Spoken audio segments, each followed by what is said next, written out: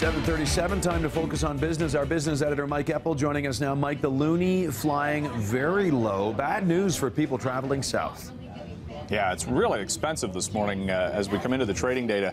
To buy $1 US, Ted, you're looking at $1.30 Canadian.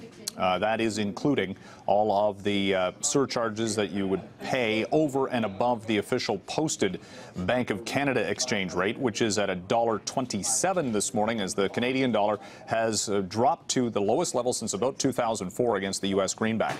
It's down to an equal weight of about 78 3/4 cents U.S. It's not just our Canadian dollar, it's the U.S. dollar against every other major currency.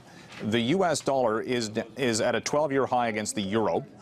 For Americans to buy €1, it costs less than $1.06. So you got to figure that a lot of Americans will be going to Europe on vacation maybe this summer.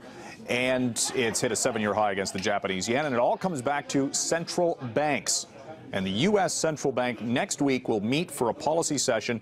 And the thinking on the market is that they're going to start signaling that sometime this summer they're going to start raising interest rates, with the benchmark currently at around 0 to just 0.25%. It's at record lows.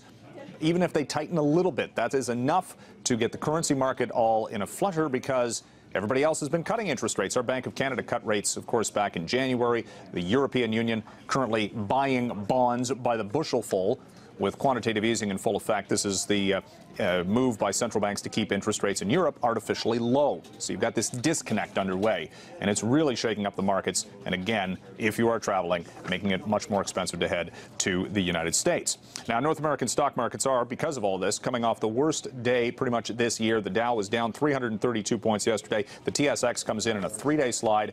And we're seeing a little bit of buying in the early trade this morning. And we're keeping an eye on oil as well, because today we get the weekly inventories report out of the United States. So maybe, just maybe, that'll show a pullback in supply. And the price for oil, it's been trying to get above $50 a barrel. We'll see if it happens today. Ted, back to you. All right, good stuff. Thank you, Mike. That's our business editor, Mike Eppel, reporting this morning. You can hear Mike on 660 News at 26 and 56 after the hour.